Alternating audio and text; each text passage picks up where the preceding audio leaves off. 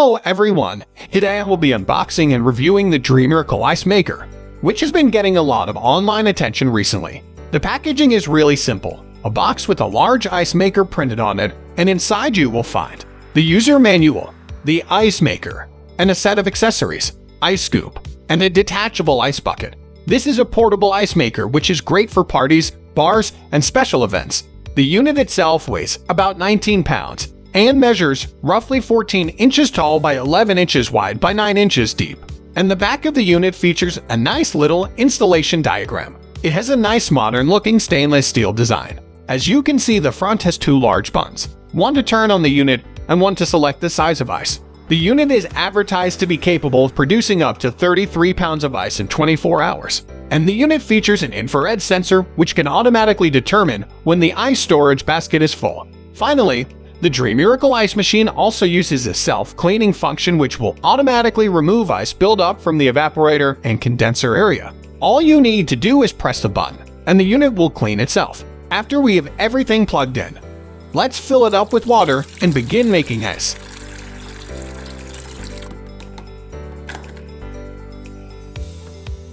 We will select the size of ice that we want, and now the machine will begin making ice.